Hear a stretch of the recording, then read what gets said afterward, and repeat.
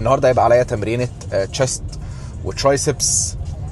انا متحمس لها فشخ عشان لسه جايب بري ورك اوت جديد، فاللي هو عايز اشوف هيفرق معايا ولا لا، عشان بقالي كتير بستخدم نفس البري ورك اوت. فهو ده نفس الشركه ونفس كل حاجه، بس هو طعم جديد، فعايز اشوف بس ايه طعمه هيبقى جامد ولا لا.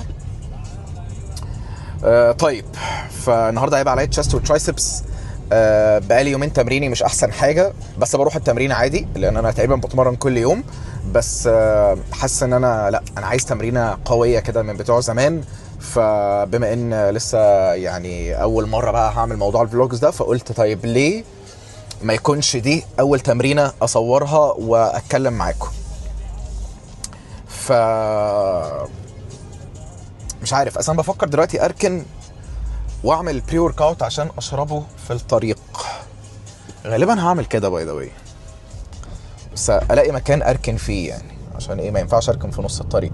طيب خلينا نخش في المواضيع على طول.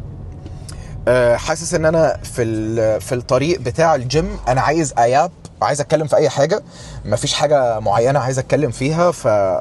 من فتره، مش من فتره يعني، احنا دلوقتي لسه مخلصين رمضان من اسبوعين كده، فعايز اتكلم على مسلسل انا شايف ان هو ورث ان انا اتكلم عليه، الا هو مسلسل لام شمسيه لحبيبه قلبي استاذه امينه خليل، حبيب قلبي استاذ محمد شاهين، حبيب قلبي استاذ احمد السعداني ابن صلاح السعداني رحمه الله عليه. و يسرا اللوزي ما كانتش في المسلسل، ما حسيتش بيها. ياسمين العبد انت جامده قوي والله العظيم، مش بهزر، انت جامده قوي. وانا حاسس ان ياسمين العبد ممكن هتبقى اول واحده تاخد اوسكارز في مصر. هو عمر الشريف ما خدهاش صح؟ عمر الشريف هو اترشح للاوسكارز بس ما خدهاش. المهم والولد الصغير علي البليهي، اعتقد هو اسمه علي بس انا مش عارف هو اسمه علي ايه، فعايز اتاكد من اسمه. طيب ليه انا شايف المسلسل ده هو طفره في عالم الدراما المصريه؟ مش عشان القضيه اللي هم بيناقشوها، اللي هي قضيه مش عارف هقدر اقولها على اليوتيوب ولا لا، ولكن القضيه الشائكه اللي هم بيناقشوها، ما اعتقدش ان طبعا ده سبب كبير. ولكن السبب التاني اللي عجبني ان المسلسل واقعي فشخ. هو مش مطلع حد ملاك ومش مطلع حد شيطان. النهايه ناس كتير جدا كانت شايفه النهايه لا، ان هم كانوا عايزين النهايه تنتهي نهايه اكثر كده عنفا، ولكن لا، انا شايف النهايه كمان جامده فشخ. الحاجات اللي عجبتني في المسلسل، اول حاجه طبعا هي القضيه اللي بيتم مناقشتها اعتقد في اول مره في الدراما المصريه او في الدراما العربيه. فالقضيه صعبه جدا، واكتر حد بقى انا حاسس ان هو يستاهل الشكر ان هو يعمل دور زي ده هو محمد شاهين. هو عمل حاجه روشه قوي، عشان انا شايف ان في ممثلين اكبر من محمد شاهين 1000 مره واصغر من محمد شاهين 1000 مره، لو اتعرض عليهم فلوس واتعرض عليهم الدور وكده هيخافوا منه، هيحسوا لا انا خايف ان الدور ده زي يمسك فيا خلاص بقى ويبهت عليا والناس تبقى شايفاني فيه. دي خناقه دي ولا ايه؟ شكلها خناقه والله. المهم فان هي تبقى ان الدور يبهت عليا، فاهمين قصدي؟ ولكن هو عمله وما خافش منه. فكرني طبعا باستاذ باسم سمره لما عمل الدور الشاذ في عمارة يعقوبيان، واستاذ طبعا خالد الصاوي كان عامل دور جامد فشخ والله. بيقول طب انت عارف بجد ايه اللي حرام؟ الزنا. فكان عامل دور جامد فشخ. فمحمد شاهين انا شايف ان هو مفروض هو اللي يكون بطل المسلسل. الدور لابق عليه قوي، وهو مثله بشكل حلو قوي. كذا مشهد هو عمله انا حسيت اللي هو ايه اللي انت بتعمله ده. المشهد اللي هو لما ساب يسرا اللوزي لما انتحرت وسابها، المشهد وهو بيعيط لما شاف في الاخر بنته ياسمين وهي كده بقى قرفانه منه. عمل كذا دور كده حاسس ان هو مش طبيعي. فمحمد شاهين جامد فشخ. مامته انا للاسف على طول بنسى اسمها، بس هي طبعا فنانه قديره، بس انا مش فاكر اسمها. مامته برضو عامله دور اللي هي الدور اللي هي الست اللي عايزه تحمي ابنها عشان هو ابنها، وفي نفس الوقت متضايقه منه. فاهم يعني، فاهمين قصدي؟ هو بالنسبه لها مريض، كل الناس شايفينه ان هو مجرم، وهو اكيد مجرم، احنا مش بنقول حاجه غير كده، ولكن هي كانت شايفه خصوصا في اخر مشهد وهم في المحكمه اللي هو ليه ما قلتليش، ليه ما خلتنيش اساعدك، هي شايفه ان هو لا، هو في حاجه ولازم يتعالج منها. فده تاني دور احمد السعداني. كان انا شايف ان هو برضو ايه السهل الممتنع. انا مش عارف ليه فجاه بقيت بعمل ريفيو للمسلسل، انا عايز اتكلم على القضيه فجاه بقيت بتكلم على المسلسل. المهم بس كده سريعا، احمد السعداني برضو كان دوره حلو فشخ، ولكن كان دوره هادي. ما اعتقدش ان في مشهد علم معايا غير المشهد، غير مشهدين. المشهد وهو بتاعه في المحكمه في الاخر وهو بيقول اللي حصل يعني مع ابنه وتاثره يعني وكده. والمشهد التاني بتاع، انا عايز اجيب نضارتي الشمس غالبا نسيتها في البيت. المهم المشهد التاني لما علي قال له في البيت ان وسام عمل فيا كذا كذا كذا، وقعد بقى هو يصرخ بقى في نيلي بقى وكده. طبعا امينه خليل الانتقام ده مش محتاجه اي شهاده مني ولا شهاده من اي حد. انا فجاه بقيت بتاع افلام، فجاه بقيت هادي الباجوري بتاع المراجعه النهائيه. شوت اوت لهادي الباجوري، المراجعه النهائيه. لا انا كده بقى ايه، انا كده قلبت فلبيني فايه كده احسن، بدل ما اعمل كده ماشي. ايه تاني بقى يا شباب؟ هو اتكلم كمان على فكره ان اللي وسام حصل له هو نتيجه ان ابوه كان سادي وكان بيعذبه فعجبني برضو الحته دي، ان هو ما طلعش ان وسام ضحيه، ولكن هو لفت نظرك لان حتى المجرم ده بيبقى ليه دوافع وليه اسباب، من غير ما يضغط جامد على ان ده ضحيه. انتوا فاهمين قصدي؟ يعني لو كان ضغط جامد على حته ان بابا كان بيعذبني وان ابويا كان بيعذبني وان ابويا كان سادي وانت سبتيني لما سافرتي عشان مش عارف بقى سافرت راحت فين عشان تجيب فلوس وكده، لو كان ضغط على الحته دي كنت احس بقى ان المسلسل واخدك في حته ان هو ضحيه وان هو مريض وكده. وهو اكيد يعني هو somehow هو ضحيه ومريض، بس او احنا مش هينفع بقى كل حد عمل اجرامي نشوف دوافعه، لان اي حد عمل اجرامي في العالم هو ليه دوافع. هو الا مرض حاجه بقى انتقام، مش يعني ليه دوافع، والدوافع اكيد فيها جزء من الصحه. انتوا فاهمين قصدي؟ فيها جزء من الصحه. فده برضو حاجة عجبتني، ان هم وراك ان في دوافع بس ما ضغطش على الدوافع جامد. في حاجة بقى انا مش فاهمها، هل هو عمل حاجة في بنته ولا لا؟ انا برضو دي برضو حاجة انا مش فاهمها. هل هو عمل حاجة في بنته؟ يعني يسرا لوزي كانت بتعمل كده ليه؟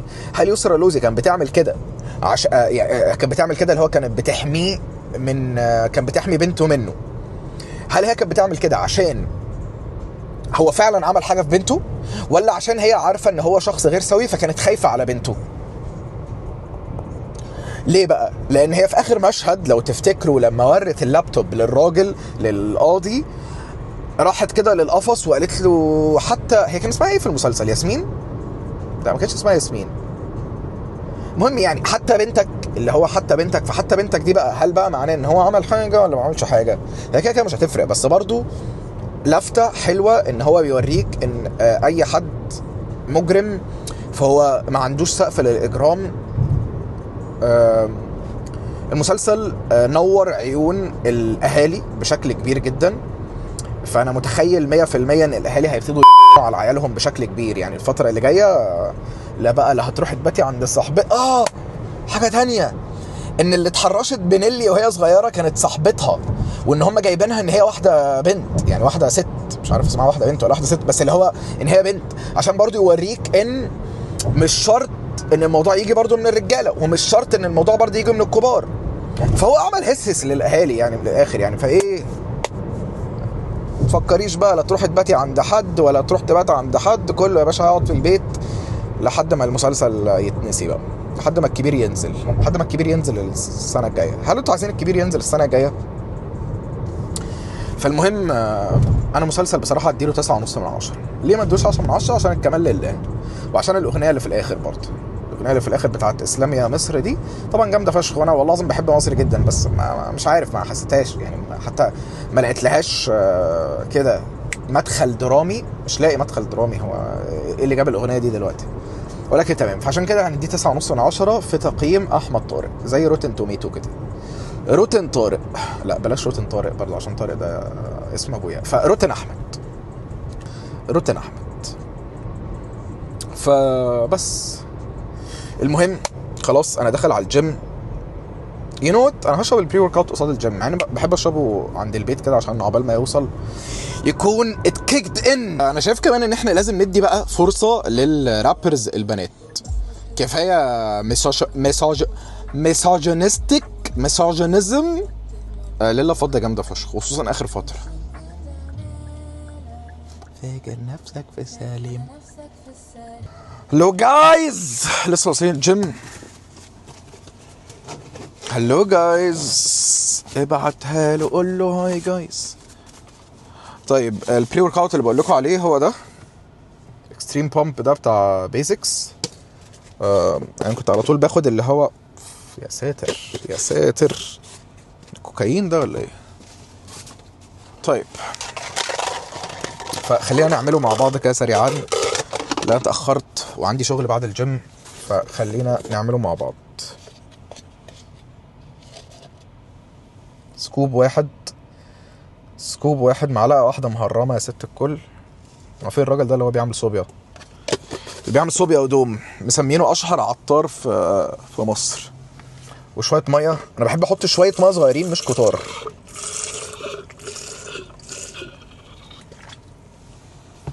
مش عارف، بحس ان هو كونسنتريتد اكتر. طبعا الكلام اللي انا بقوله ده مش علمي، بس دي حاجة في دماغي. وخلينا ندوقه مع بعض.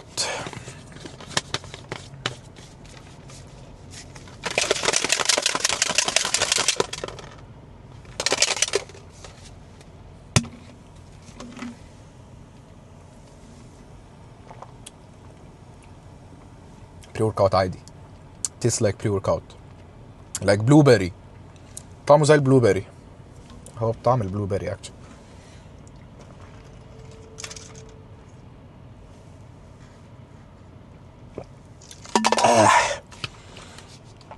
ماشي. انا بحب اخد سناك صغير، نشيل بقى البتاع دي. انا بحب اخد سناك صغير قبل التمرين، ف ده احلى سناك ربنا خلقه في الدنيا من وجهة نظري. بس ايه، ما وقعوش، انا مش عارف انا محنطه كده ليه. 3 تمرات، 3 تمرات. ده اسمه تمر مش عارف خضيري، تمر خضيري. انا بحب الخضيري وبحب، بس الخضيري ده حلو anyway. ف 3 تمرات بفتحهم وبحط فيهم، ال3 تمرات بحط فيهم حوالي 15 جرام زبدة فول سوداني وشوية ملح كده بقى من فوق. بوتاسيوم، صوديوم، كاربس، دهون صحية، طعم حلو، احلى بامب.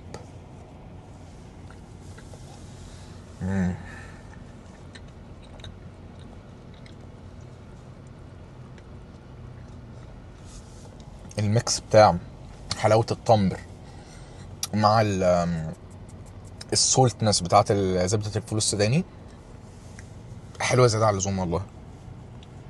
بس هي طبعا فيها كالوريز كتير.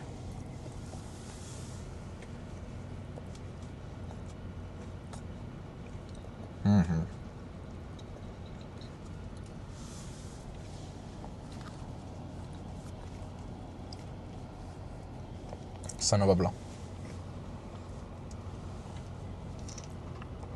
يا ريت أسرة لام شمسية لو شافت الفيديو بتاعي تبعتلي. انا عايز اقابل استاذ محمد شاهين، عايز اقابل استاذ محمد شاهين، عايز اقابل استاذه امينه خليل، واحمد السعداني، وياسمين العبد، علي البليهي. غالبا اسمه علي البليهي. هو مش في مدافع اسمه علي البليهي؟ مدافع في اللي هو اللي بيضرب الناس ده، مش فاكر اسمه ايه. المهم يعني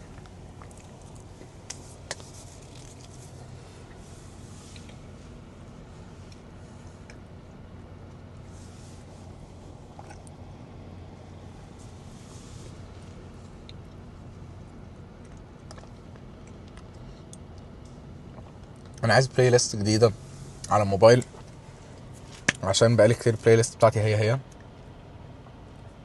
فعايز بلاي ليست جديده. فاللي عنده recommendations لاغاني حلوه في الجيم يبعتها لي، انا موجود على سبوتيفاي، فيبعت لي البلاي ليست. يلا عشان بجد بجد بجد يومي زحمه، اخش اتمرن وهرجع لكم، وبعدين ممكن اديكم بقى ريكومنديشن على البلاي ليست اللي انا اوريدي بتاعتي.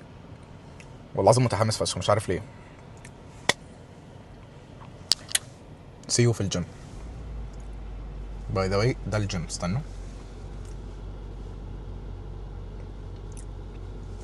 This is my gym. Into Fitness اللي هو كان Into Fitness، دلوقتي بقى اسمه لا هو كان زمان كان زمان اسمه اسم تاني مش هينفع اقوله يعني، عشان يعني مش هينفع، بس الاداره عارفه ليه مش هينفع. بس هو دلوقتي اسمه Into Fitness. بقالي اكتر من سنتين بتمرن في هذا الجيم وهايلي ريكومندد. فسيو ان شاء الله في التمرينه اللي جوه. طيب التمرينه النهارده هتبقى طبعا هنسخن في الاول وبعدين هنلعب. التمرينه بتاعتي الفتره دي الفوليوم فيها بيبقى قليل والانتنسيتي فيها بتبقى عاليه شويه، فالتمرينه هتبقى نوعا ما قصيره كمده ولكن هتبقى تقيله. فهنخش اول حاجه دمبل بنش بريس بالدمبلز، دمبل بنش بريس قصدي فلات يعني 2 سيتس بس تو فيلير، ال2 سيتس تو فيلير. وبعدين هنخش على الجهاز بتاع الانكلاين بنش بريس، هنلعب الانكلاين بنش بريس برضو تو يعني البنش او الشست كله هيبقى تو فيلير، مجموعتين تو فيلير. وبعدين هنلعب كيبل فلايز برضو 2 سيتس تو فيلير. وبعدين ديبس تشست ديبس برضو 2 سيتس تو فيلير. وبعدين هنعمل 100 بوش ابس، ده هيبقى اخر التمرين خالص، هيبقى 100 بوش ابس هنحاول نجيبهم كلهم ورا بعض. وبعدين هيبقى عليا ترايسبس، هلعب بس حاجتين تمرينتين برضو 2 سيتس تو فيلير. تمرينه منهم هتبقى اوفر هيد وتمرينه منهم هتبقى ترايسبس اكستنشن، فهنشوف بقى هنعمل ايه يعني. فبس stay tuned.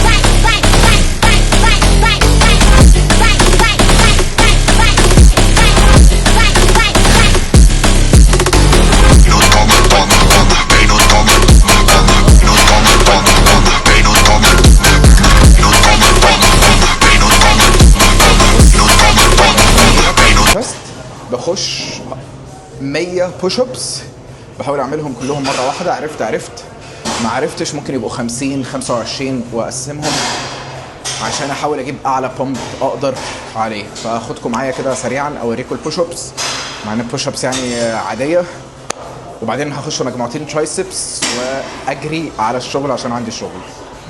فبس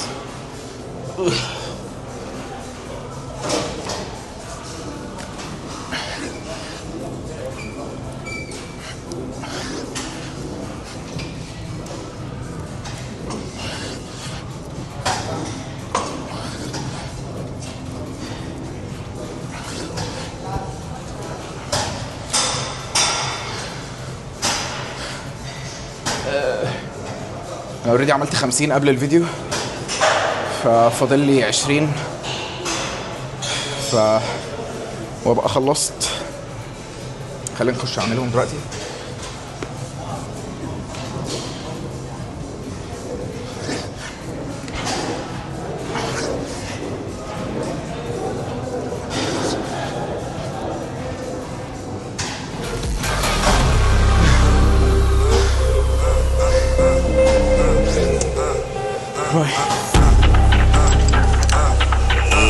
Prosciutta no controllo.